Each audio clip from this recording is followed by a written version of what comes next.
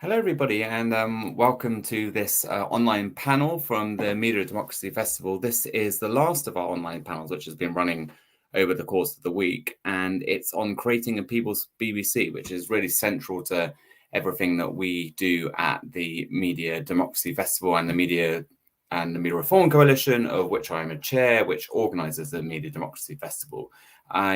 Welcome to this session, but also welcome to the festival itself. I hope as many of you who are watching live, who are able to come in person in London tomorrow or come along. I'm really excited about being able to interact with people in person. I'm going to be introducing John McDonnell as our keynote, and there'll be lots of opportunity for discussion around the issues that we're going to be discussing this evening, but also which we've been discussing over the course of the whole week. And I think any discussion of the media environment and the future of the media environment, of course, in the UK has to deal with the central question of the BBC. But I think it's important to say that when we talk about the BBC, we always had to be thinking about the role of the BBC in parts of the broader media environment. And that's really how we at the Media Reform Coalition have approached this question of the BBC, not only thinking about problems with it and how can we resolve them and what the potential is for reform, but when we develop those ideas in conversation and partnership with other organizations and groups, always having this question in our mind of what is the BBC's relationship to the other media institutions, and particularly in the projects which we've been leading, which we've been organizing over the recent years beyond the BBC. That's exactly at the heart of how we've addressed these issues, thinking of the BBC as being at the heart of the current media ecology, but also this question of democratic reform of the BBC. How will that influence other media institutions? How will that shape the broader media ecology? What do we do about questions of big tech and their power over the digital sector? So there are really big questions, which in the UK, about really big and broad questions about media democracy and media power, which in the UK inevitably centre around the BBC and around the BBC's role as a public broadcaster, but also the BBC's severe limitations, questions of its relationship to government, questions of its funding model. So I think we always want to take this question of the BBC head on, and it's become increasingly central to our work in recent years. But as I said, always thinking about the BBC as part of a broader media ecology, thinking about the impact it has. So that's going to be the subject of our discussion this evening. It's very much influenced and taking as a jump off some of the work that's been done from the Beyond the BBC project, which has been brilliantly steered by Deborah Grayson. And before we get started, one thing I wanted to draw your attention to was a petition for a People's BBC, which Deborah Grayson has been organising, and we're going to be pushing. We really hope that you will sign and support as part of building a broader movement for positive and democratic change at the BBC. And I'll post that in the notes for everybody, and you can also find it on all our socials over the course of today. But if for those listening now, mediareform.org.uk, that's our website, and you'll find it on the blog there, petition for a People's BBC. So as I say, welcome to our panelists today. I'm really excited to be chairing this session and to be presenting such interesting and important voices in the media reform debate. First of all, we'll be hearing from Helen Jay, who's now a doctoral researcher and a consultant, was formerly head of policy at Channel 4, and Marcus Ryder, who's head of external consultancies at the Lenny Centre for Media Diversity. And I hope we'll also be joined by the broadcast academic Joe Henderson, who wasn't with us when we went live, but hopefully will be joining us over the course of the session, who has done really important work looking at the BBC's engagement with audiences. So without further ado, I'm going to pass over to our speakers, and we're going to start with Helen and then move on to Marcus. And please do post comments, and I'll be posing them to our panelists today, and then we're going to open up the discussion. And as I said, I really hope that we will be this will form the basis of a broader discussion, and particularly for those who can interact with us in person. I'm really excited about tomorrow, and I hope to see many of you there. Anyway, I've talked for too long, so I'd just like to welcome Helen Jay. Hiya, thank you everybody. And just before I start, I just apologise if you can hear the sound of my 4-year-old son in the background, but that is the joys of online course these days. So thank you very much for having me. And just to introduce myself, I'm speaking today here as an independent expert and academic, but I've spent my career in broadcasting policy, mainly for Channel 4, where I was head of policy and public affairs until autumn of last year. I'm now studying for a PhD at the University of Westminster in their media department. So I've spent quite a long time in the industry as a practitioner, observing both public service broadcasting and policy making close up. And now I'm spending some time taking a step back and looking at those things from an academic perspective. And just another comment about my remarks, I've spent a lot of time as a kind of corporate spokesperson for public service broadcasting, but very much speaking here today in an independent capacity. So all these comments are mine. So I have 3 slightly contradictory points that I'd like to make in a kind of conversation about the BBC. One is that the public service broadcasting institutions that we have are massively important and need to be fought for and championed. And that's not just the BBC, but Channel 4 as well, and the whole ecosystem that we have that supports in this country that supports public media. The UK has a really rich and strong tradition of public service broadcasting, particularly compared to other countries. That's led to huge benefits, both democratic. I think there's lots of kind of increasingly academic research around the benefits of public service broadcasting and the relationship between driving up trust and access to information and informed citizenry, as well as creative talent and building a creative sector that is responsible for a huge and significant part now of the British economy. And despite the influx of streamers and the huge choice that exists now for consumers, PSBs continue to play a role that other US streamers don't do. Their focus is on telling British stories across a full range of genres, from news to entertainment. And they are accountable to regulators, to Parliament, and to the public in a way that no other media companies are. So that's my first point, which is keep fighting for the future of the PSB institutions that we have. My second point is that just because something is important doesn't mean that they can be complacent. And clearly, I think there is much about the BBC and the other PSBs that need to change. I've got a few thoughts on 3 of those ways. In terms of governance and funding, I think that the way the license fee settlements, the kind of backdoor negotiations that we've seen, like this round and a few years ago, I think is really flawed. And frankly undermines the very principles of public service broadcasting, which meant to be kind of free from political interference. So I think there needs to be much more transparency. I know there's something that the House of Lords are looking into at the moment, and a few years ago they did a similar inquiry where they recommended an independent body to set the license fee. And I think that is a really interesting proposal. Ideally, one that would be one that there's a process that the public can feed into as well. So there's a much more kind of transparent process around how the license fee gets settled. Second point, which I think Marcus, I'm sure, will talk about in much more detail than me, but is around representation. And I think that continues to be the biggest challenge for the BBC and PSBs generally.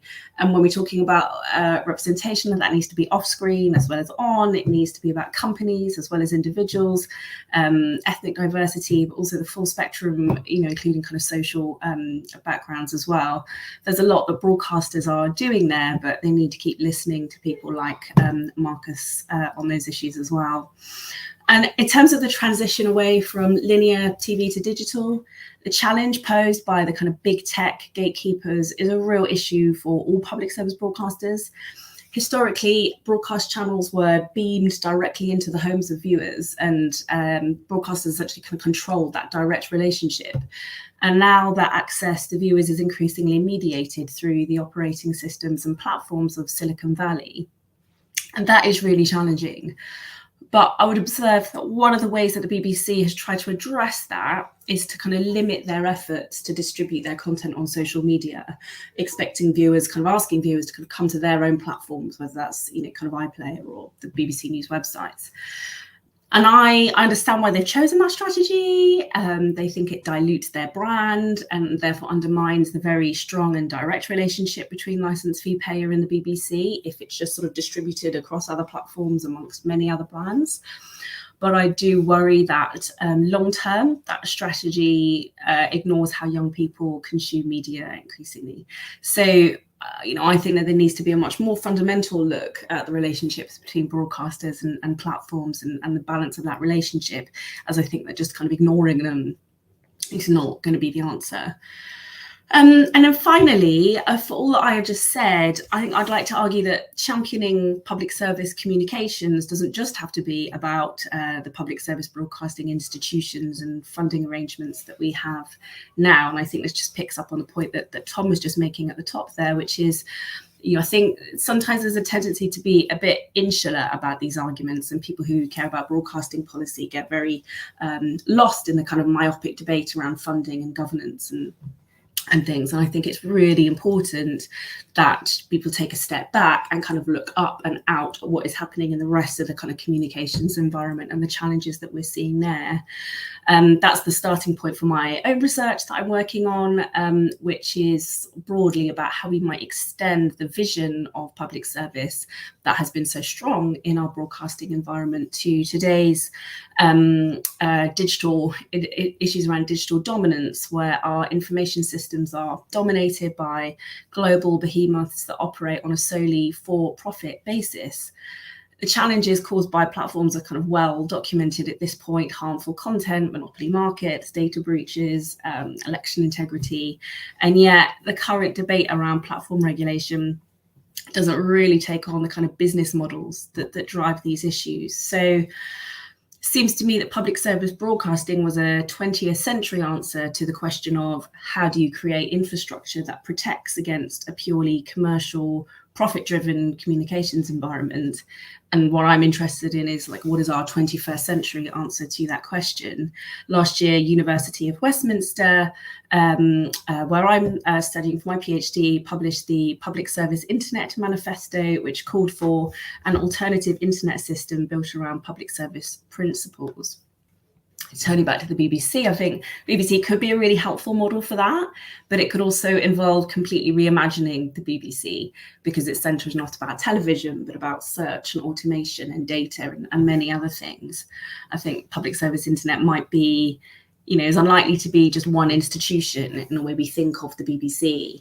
It's unlikely to be one app or one search engine. It's more likely to be a mix of kind of different layers, but all working together with an overarching mission of public service. So that's sort of, the ideas that I'm interested in exploring. I think there's clearly a lot to be thought through on that. But I think that is an area where kind of true people thinking kind of media reform need to focus some of their attention on, as well as these important debates around future funding of the licence fee. So I think that's it for my remarks. Thanks. Thanks very much, Helen. And over to Marcus now. And thanks so much, Helen. Thank you so much. That was really interesting. I took a lot in with regards to that, so I'm looking forward to our discussion. Okay, so for me, 2 days ago, to channel the spirit of Tony Blair, which I didn't think I was going to be doing, but to channel the spirit of Tony Blair, I had a Mondeo man moment. I was watching a Twitter video, and it was 4 black women. They looked like they were all in their early 20s, and they were discussing the royal tour of Jamaica, Prince William and Kate, and they were basically arguing for reparations. They were saying, what on earth is Prince William doing there? They were scathing of it, and they were scathing of the reporting. And these were not radical, socialist, communists. They would not even view themselves, I doubt, as Republicans. And my Mondeo man moment was that these people do not feel that the BBC is for them. And the Mondeo man moment, everybody knows of Tony Blair, is that he's like, if the Labour Party can't win Mondeo Man, who supposedly is a completely apocryphal, but he's a useful metaphor. If the BBC cannot win these young black women who are not radical at all, right? If the BBC cannot win them, the BBC is lost, completely lost. And it's lost when you have when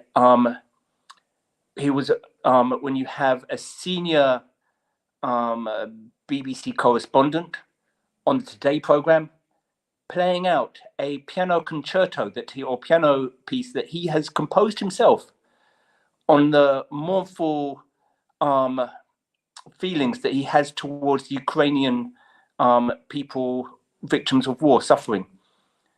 When it felt, I'll be honest with you, and people can jump in, it felt like something straight out of North Korea.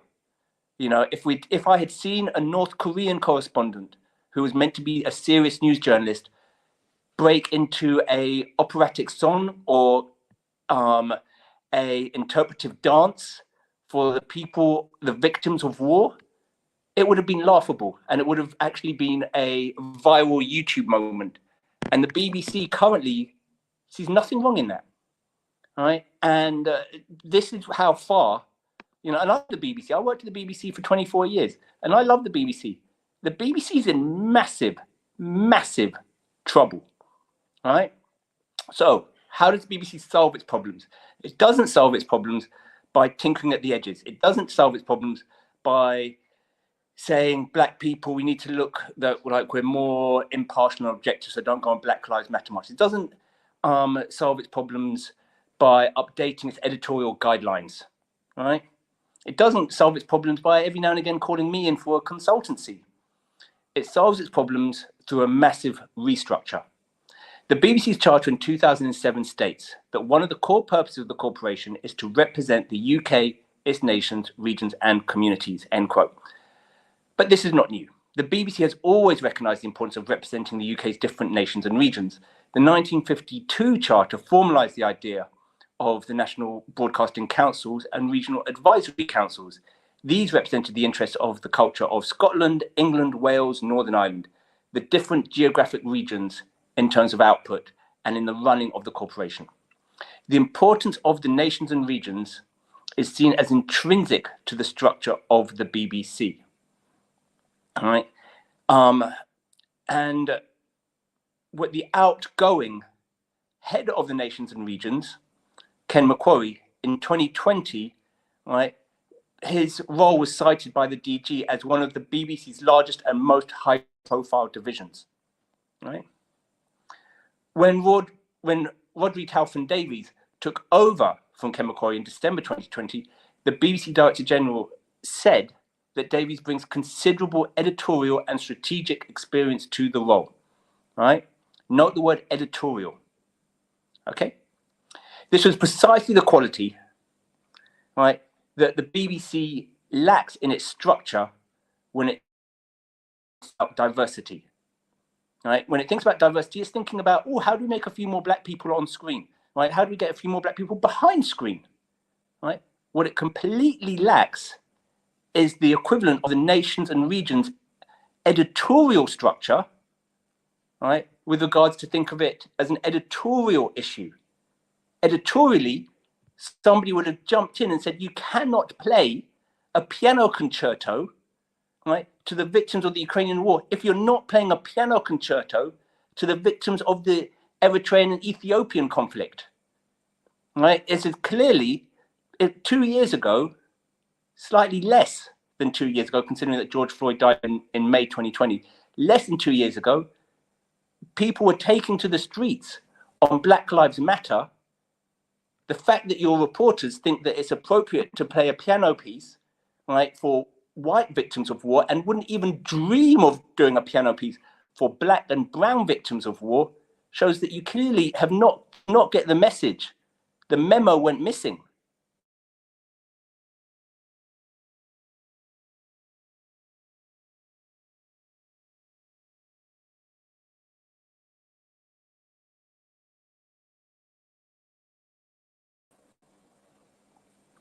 Am I back? You're back. Okay. Sorry. We only lost you for a few seconds. But yeah, the memo clearly went missing. So what does the BBC need to do? What it needs to do is that just as it recognized the nations and regions, Black, Asian, and minority ethnic people in population size make up more or less roughly the same, 13.5 to 15% of the population as Scotland, Wales, and Northern Ireland combined as well, right? And so we need to, disabled people make up a larger percentage, and yet there's nobody representing their editorial interests structurally within the BBC, right? Editorially, in the way that Ken McCrory or the Director of the Nations has previously. This is the problem. And while that structure might have worked in 1952, going right up until maybe 1990, maybe even 2000, right? The way people identify now has far more, especially since the Equality Act of 2010, is far more to do with their protected characteristics of gender, race, disability, etc., than their geographic. And yet the BBC structure still thinks that the geographic element is still paramount, right? Now, I can go on with regards to how it could restructure, and I'm sure we will go into the discussion and we'll talk about that. But if the BBC is meant to be representative, right, it has recognized that the only way you can do that is to change your structure. It recognized it had to do that in 1952, and the idea of representing the nations and regions was core to its structure. Now in 2022, when you've got people marching for Black Lives Matter in a way that you have not seen with regards to marching for people's identity for geographic identity, the BBC still hasn't realized that with regards to its structure. The structure needs to change, and until the structure changes, my Mondeo Man moment, which is for Black women, right, they will never see the BBC as their home and their broadcaster. Thank you. Thanks, Marcus. That was great. And like Helen's really thought-provoking. I fear we're going to not have enough time to get into all of the different questions and discussions we're going to have, but really thought-provoking and interesting. Yeah, and I'd like to welcome Joe. And over to you, Joe. Like 10 minutes to add to the discussion on the problems with and future of the BBC. Big questions, of course. Yes, where do I start? Well, first off, good evening. Apologies for technical issues that delayed my arrival. So I arrived at the point where Helen was talking about governance, and this was one of the issues that I was thinking about in relation to this presentation this evening. I actually started thinking about this, strangely enough, on your concluding paragraph or sentences in BBC Myth of a Public Service, Tom.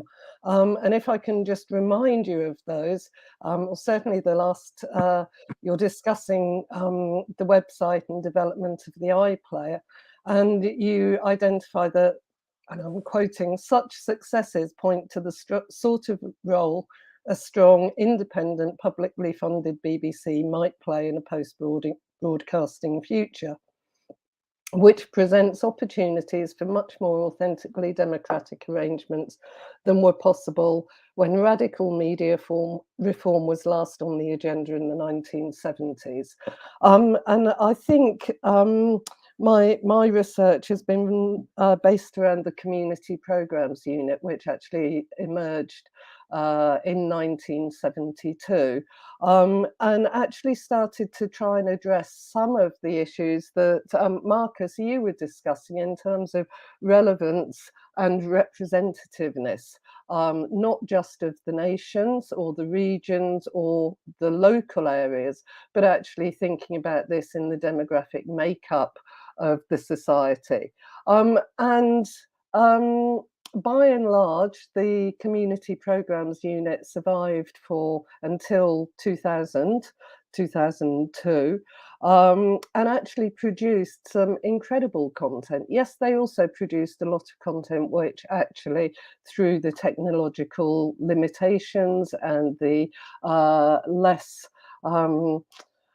higher technological abilities or digital technologies available, they did produce an awful lot of content. Some of it wasn't that inspiring, but there were a number of issues that they were discussing in the first series of the CPU, including trans identities, the importance of Black teachers in education, union issues, and disability rights. And so I wonder what has happened, and not just in relation to the BBC, but we seem to be at a moment where the world, everything that was kind of promised as changed 50 years ago has actually not transpired.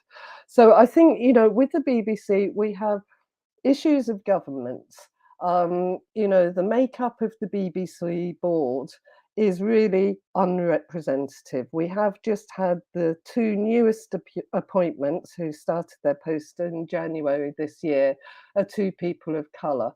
One is a Sir and one is a member of Chatham House.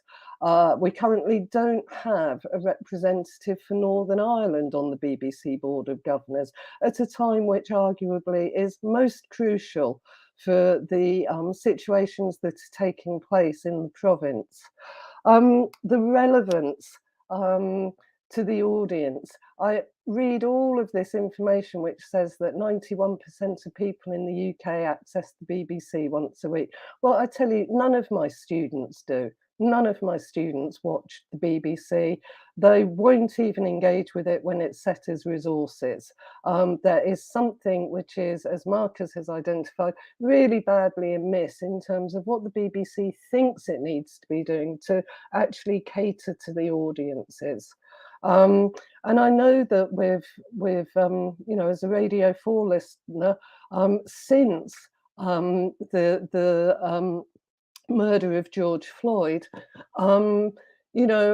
Radio 4 schedules are now actually sounding much more global and are featuring an awful lot more representative literature, plays, etc. But that's only actually appealing to a very particular audience. It's great for me to hear this stuff, fantastic. But I'm already engaging with the BBC on the content that I want to. I don't have to be sold to come to the BBC. And this, and again, Marcus, you were identifying this, until there is something which is addressed in the framing of the news agenda and what is thought to be appropriate to actually cater to the demographic of this country, the BBC is in a real problem. My big concern at the moment, particularly, as we're celebrating the centenary of the BBC, I actually think that this is far too premature. We shouldn't be concerned about the centenary of the BBC, but in 2027, we need to ensure that there is a stable and solid public service broadcasting sector, and we should actually think about the concept of public service broadcasting as something that needs to be celebrated and retained, rather than making it purely around the BBC. Thank you. Thanks very much, Jo. That was great. Can I just ask, I mean, some listeners may not know much about the community programs unit. Would you just sort of briefly give people a sense of that? Because I think it's obviously it's instructive for how we might think about developing different sort of relationships in terms of like content production and audiences and all the stuff which all the questions we're addressing. Yeah, so it was actually one of the last things that David Attenborough did as controller of BBC Two before he moved over to BBC One. And he, alongside Paul Bonner, who went on to play a central role in Channel 4, had to respond to some of the debates in the media in this long delayed run up to the Annan Committee about the responsiveness and representativeness of the BBC as an organisation. And so a special unit was established which enabled BBC Two to fulfil part of its remit in terms of experimenting with new technologies and new techniques, or as David Attenborough referred to them, methods from the underground, i.e. using video. And the CPU, like some of the other units, also enabled the BBC to get around the closed shop production facilities around studios. So it started to take production outside of the studios, and it enabled largely pre-existing community groups to approach the BBC with a proposal for airtime. They were then assigned a producer, many of whom were actually really committed to ensuring that the participants' point of view was represented. And they did this, although they had many kind of brands, I suppose, within it. So they had a program Open Door, Open Space. They had Grapevine, which was a kind of problem page, or a way of advice about organising campaigns around particular issues. They had Right On. They had a lot of regional production. And they also produced the very controversial campaign against racism in the media episode, featuring Stuart Hall, as well as some other really groundbreaking content. But the principle was as a power sharing agreement with the participating groups, who were, of course, subject to an application process, etc. Yeah, thanks, Joe. That's great. I just think it's useful for people to have a sort of sense of what has been done, what's possible, what that might point towards. And if I can just sort of open up the discussion, maybe by going back to you, Marcus, because I think the sort of thrust of your point, I think, was that this isn't just about representation. It is about offering a change to editorial culture. And I wonder if, like, to what extent you could build on that, even with just a sort of sense or outline as to how you think those kinds of marginalized voices could be better represented to effectively shape editorial culture. First of all, I just want to comment on community program unit. I cut my directing teeth on the at the CPU. I directed about 4, maybe 5 half-hour programs at the CPU. It's also did groundbreaking work. It was the home of Video Diaries, if people remember Video Diaries, and Video Nation. So it was almost like a precursor to YouTube and those kind of mini. So it wasn't. So what it showed is that once you create a structure, there are lots of problems with CPU. Right? Don't get me wrong. I'm not going to pretend that we need to bring back CPU. There are tons of problems with CPU. Not least, even though the Stuart Hall it ain't half racist, Mum, and you can Google that. And I'd recommend people to Google it because it's all on YouTube. The 30-minute program, 30-minute film. Stuart Hall ain't half racist, Mum. The problem with it is that apart from myself and Jackie Osei Tutu, we were the only black. I think we were the only non-white directors in the entire unit. I think there was one gay. As far as I can remember when I was there. One gay person. The representation. So even though we partnered with people, it was more enabling people to make films. But the actual people who did the enabling, there was still, in many ways, in my experience, and I was there for a couple of years. In my experience, it was still it might have been a power share, but the people that were willing to share the power was still from a certain demographic. But what it showed is that once you actually think about the structure for editorial reasons, you then actually start to change and challenge your thinking when it came to video diaries. No one else was using mini cameras the way that Video Diaries and Video Nation were using them.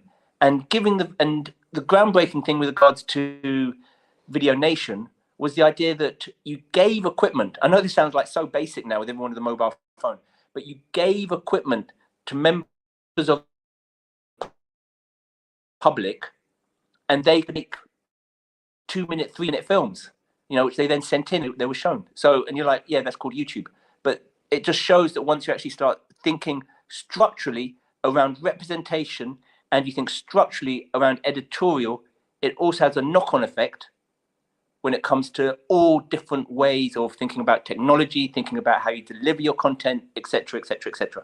And so that's why, for me, the diversity debate at the BBC is incredibly, and at Channel 4 and at ITV, can often be incredibly sterile, because it's still thinking in terms, often thinking in terms of headcount, as opposed to thinking in terms of structurally, how do you look at representation differently? And once you start doing that, really exciting things start to happen.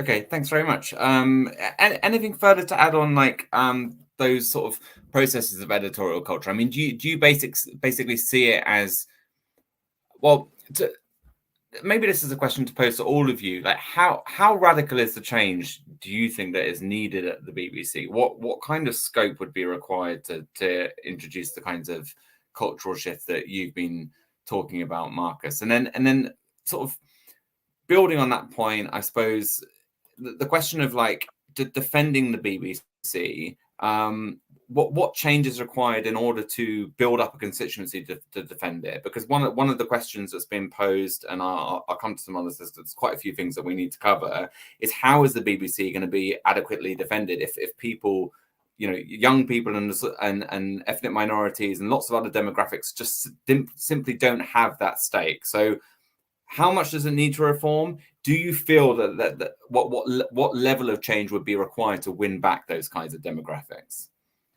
I suppose it's for all of you. If you want to start, really quick, I'll be really short. Right. So really quickly, it can absolutely be done. Right. The BBC invited me on to talk about Ukraine and racial bias of reporting in Ukraine. And the reason I got invited on was because there was a Asian senior broadcast journalist who invited me on, right? And she had the power to do that. Once she did that, I then got picked up by Channel 5, ITV, Channel 4. I got picked up all over the place, right? But it was giving people from different backgrounds and, more importantly, different perspectives. She wasn't a lord, right, or a baroness, right? But people from different perspectives, giving them editorial power. And if you give them that freedom, or not freedom, if you give them that power, it will come.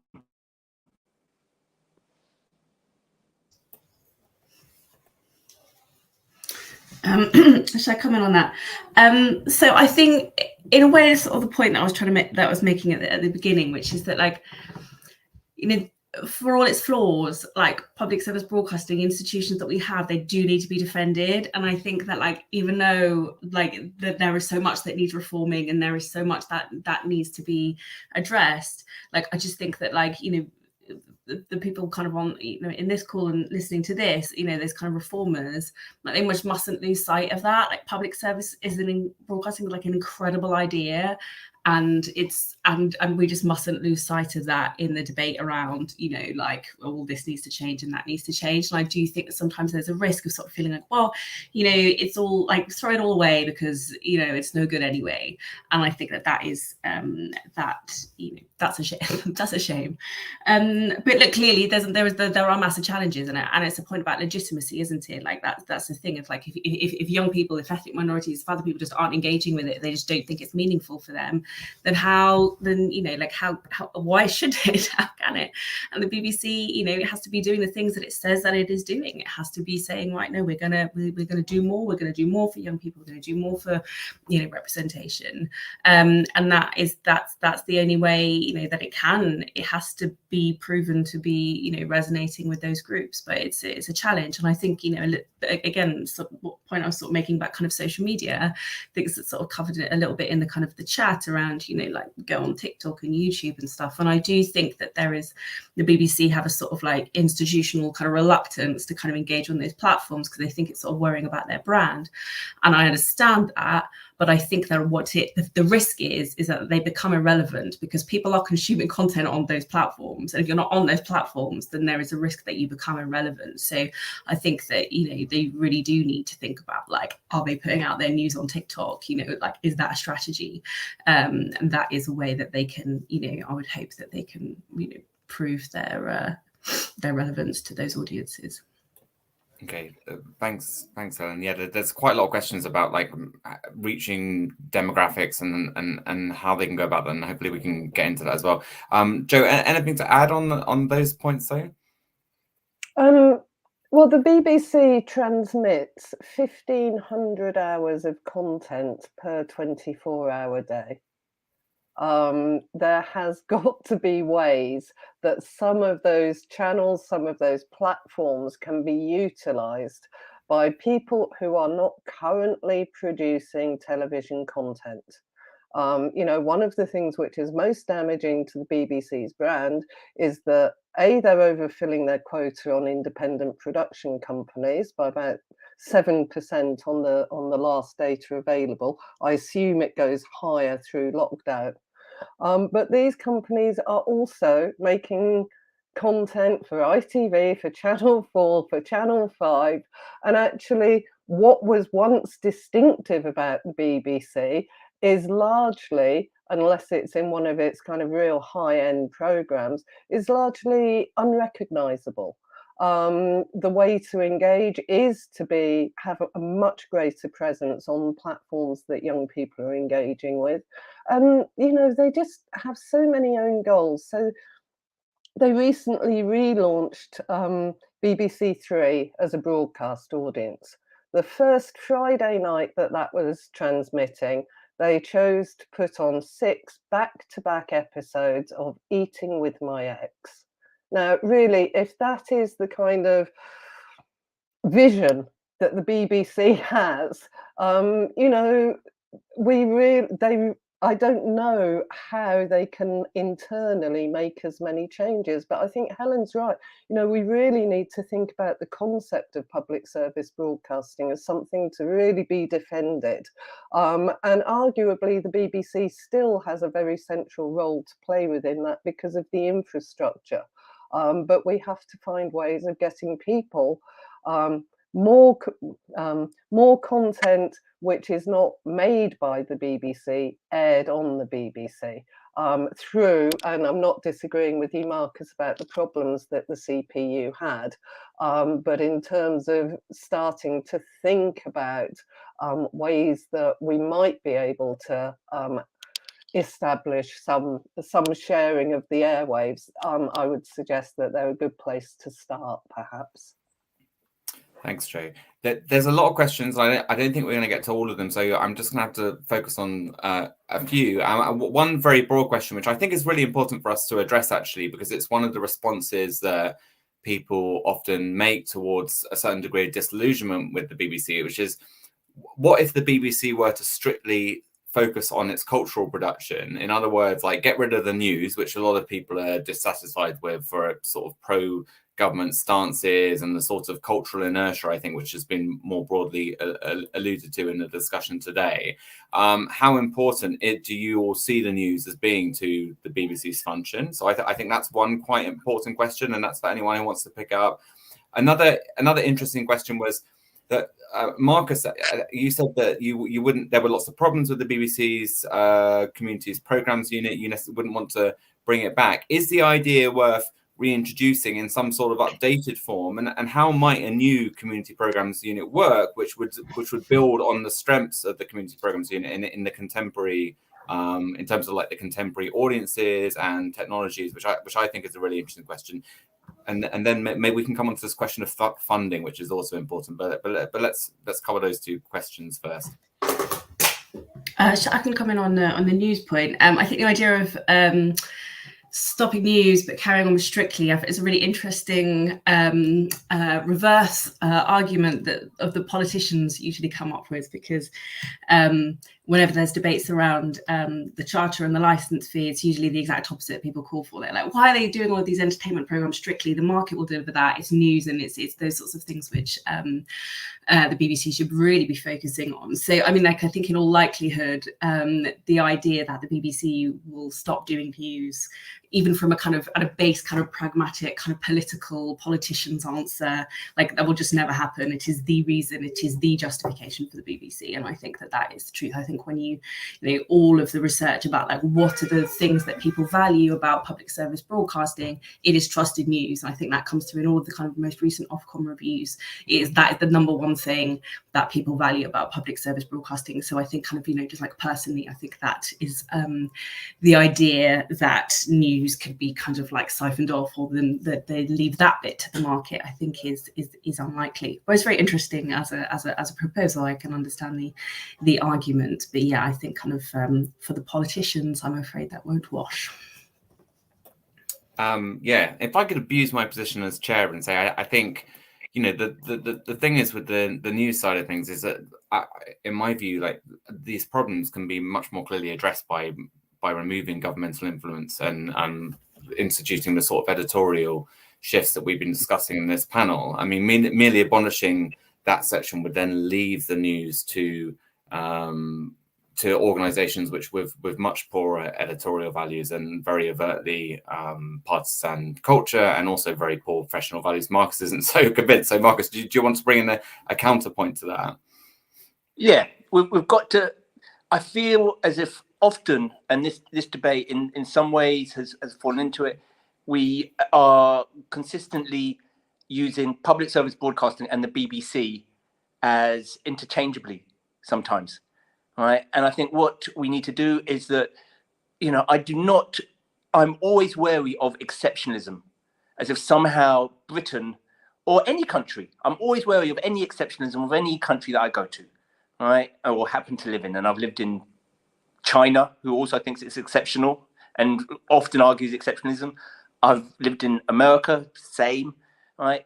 And the UK, with regards to the BBC, there are other ways in which you can deliver public service broadcasting. And so we've got to decide, what do we actually want? How much do we actually want to fund it? Because the funding of public service broadcasting with regards to Germany funds it through taxation to a slightly higher level. You know, I'm not saying Germany's perfect, but we need to actually think about how much do we want to put government funding into it? Then what is the actual purpose? Because if the actual purpose of it is something like Germany, it can be a lot more decentralized. If we are competing with the likes of Netflix and Disney, and to be honest with you, I don't think we can, then there's an argument for it to be all the funding, all the license fee, all the taxation to go into one company to actually centralize that, and then you have economies of scale.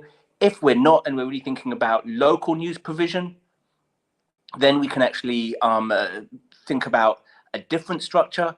But I have become a bigger, after living in China, I have become an even bigger, and I was already an even bigger defender of public service broadcasting, right? But I have become less of a fan of thinking that the only way that can be delivered is through the BBC. There are some other really interesting models. That doesn't mean we get rid of the BBC. In terms of your argument, Tom, with regards to the news, right? ITN, Channel 4, right, and ITV, and other news providers, because they're heavily regulated by Ofcom, right, provide really good news. And so I don't think it's the license fee settlement that produces good news, and that's the structure of the BBC. I think it's the regulatory environment that the BBC finds itself in. It's the regulatory environment that caused Ofcom to tell the BBC that it can't use the N-word at breakfast. BBC thought that not only defended it with regards to the news team, right? The entire executive committee signed a letter defending the use of the N-word. Because it's beyond comprehension. The entire executive committee of the BBC signed an open letter defending use of the N-word at breakfast, right? It was Ofcom and the regulatory environment that said, no, let's not be silly. So I don't think, so I'm not arguing that we do a BBC where we don't have news. I agree with Helen, it's not politically, I doubt that's ever going to happen, right? But let's not fool ourselves that it is somehow it's the license fee or it's the BBC that delivers the great news. It's the regulatory environment in which it finds itself in. Thanks, Marcus. Yeah, I think that's a really important point. I agree with all of that, actually. I think we do have this sort of tendency in conversations about the BBC to sort of abstract out and just sort of romanticize the BBC, and hopefully, like, we can all bear all those points in mind. Joe, I mean, feel free to comment on anything that's just said, but I'd love to hear your thoughts on the Communities Programs Unit, and Marcus, if you wanted to follow some of Joe's comments on that question as well. Yeah, sure. I mean, I think what is really clear is that the BBC, the news and current affairs agenda at the BBC is substantially outdated, and it's not reflecting the wide range of views that actually, if you have 1,500 hours a day to fill, you can find space to ensure that people are perhaps signposted to more in-depth programs about elements of the news where they can find, the problem with news is always, what the headline is and how the headline is meant to engage viewers or readers or whatever platform you're engaging with them on.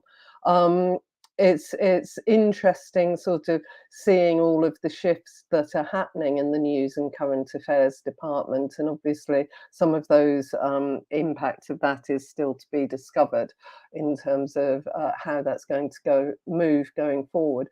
But it's really clear that the news agenda is still being set by people who are out of step with how society is thinking and what society is wanting from public service broadcasting.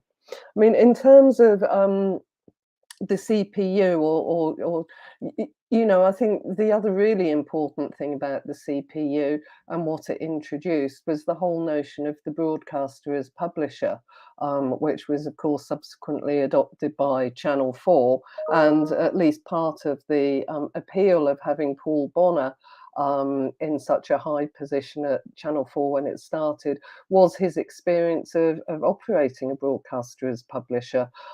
So I think in terms of thinking about a framework, that already exists in terms of there's no reason why initiatives could not be set up with either existing campaign groups, with individuals, or just with groups of people who want to get involved and see themselves represented on the screen.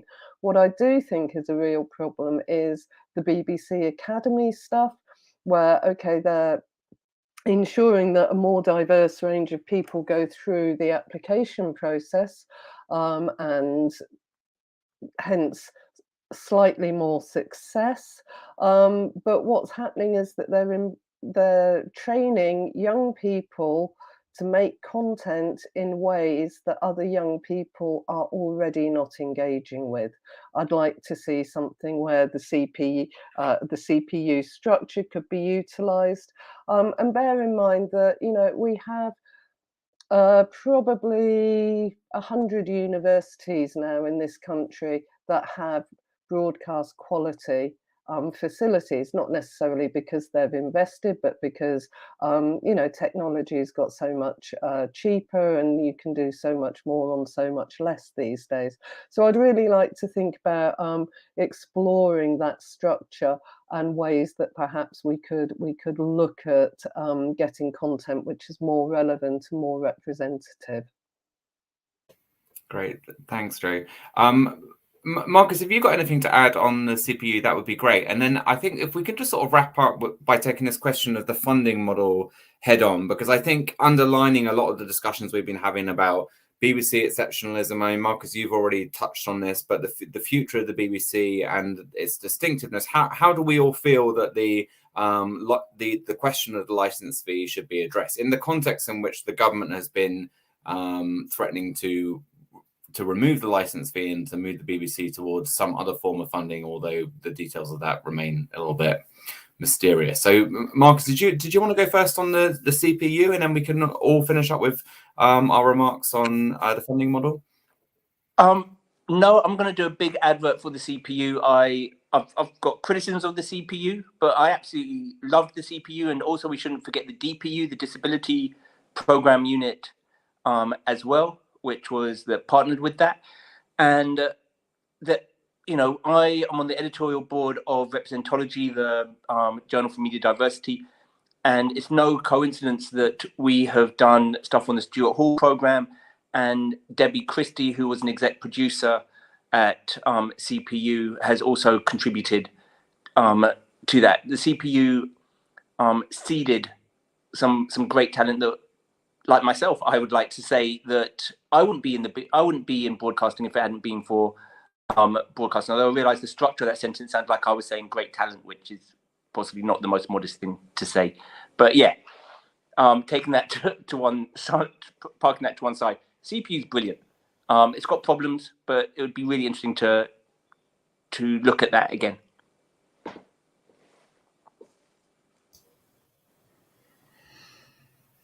Thanks, Marcus. Helen, did you want to comment on the BBC funding model?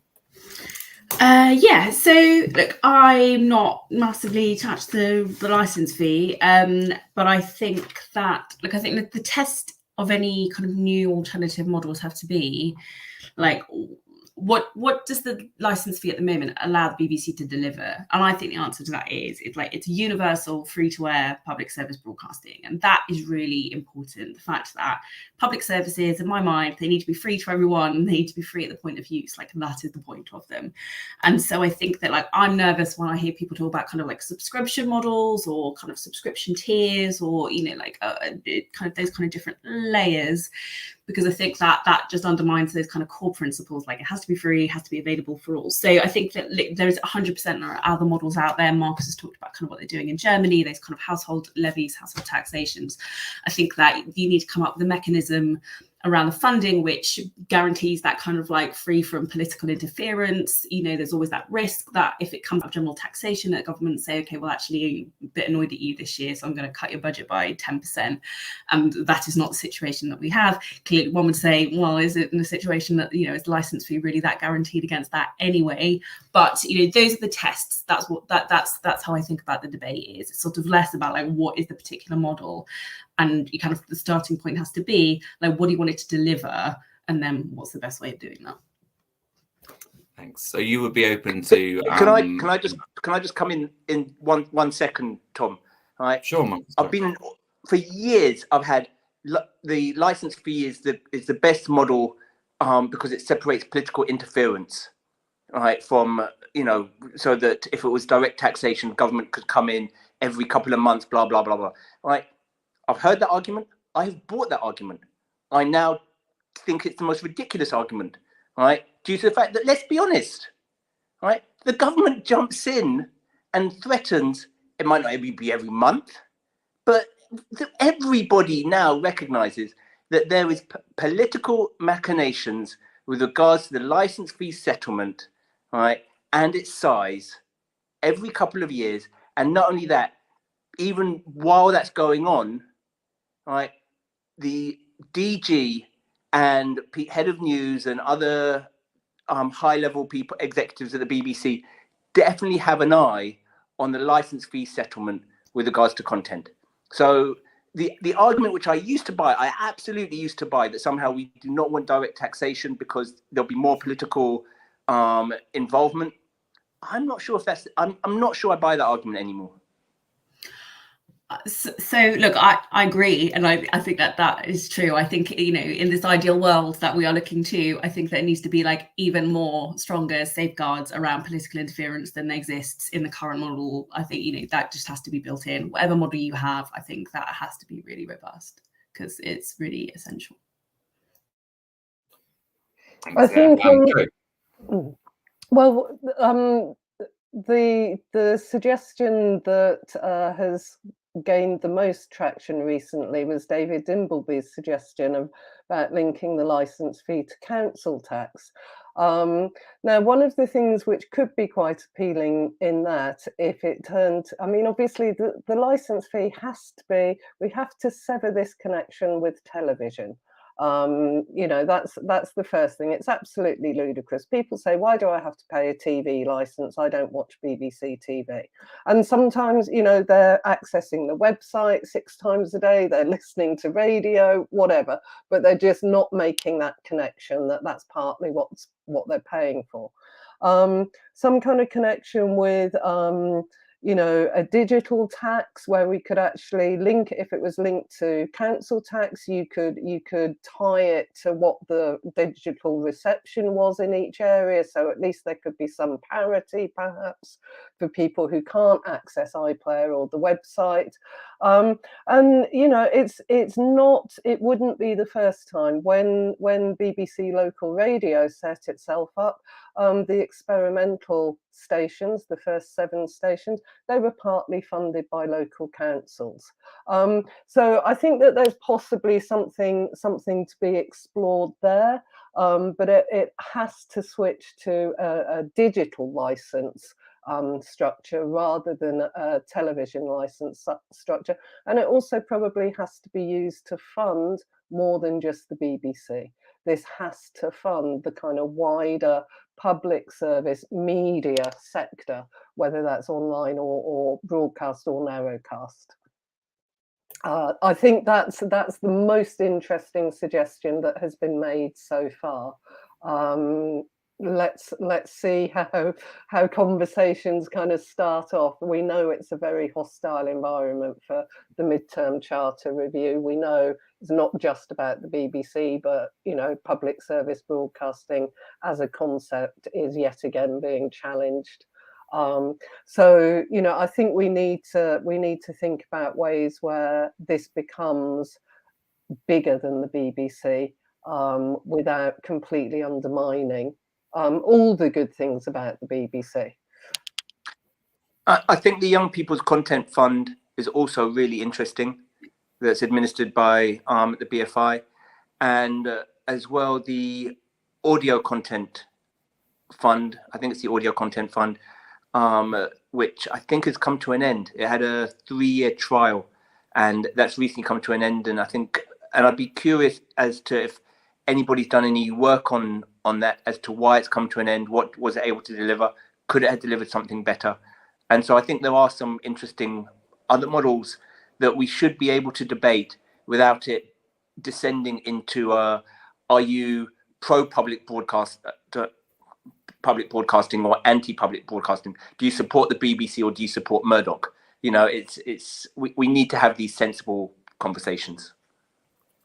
Thanks. No, that's great, and I think this is part of that conversation. You know, I think what's really refreshing about this is that honestly, I've been speaking about and writing about the BBC for a long time, and it's really only relatively recently that you can have the sort of breadth of conversation and the sort of rethinking of some of the underlining issues, like, you know, for example, the license fee, which you mentioned, Marcus, which is like, it really was like, there was a stage like 10 years ago where that was treated by everybody in mainstream discussion as being a complete guarantor of the BBC's independence. But yeah, I think that we need to be having lots more discussions like this one, and I'm really glad that you were all here for it, because I really enjoyed it, and I hope that the audience did as well. So thanks to everybody who joined us, and thanks particularly to everybody who asked questions, and thanks so much to all 3 of our panelists. It was a really enjoyable discussion. I hope you'll go to the Media Reforms website. We have there the manifesto for a people's media,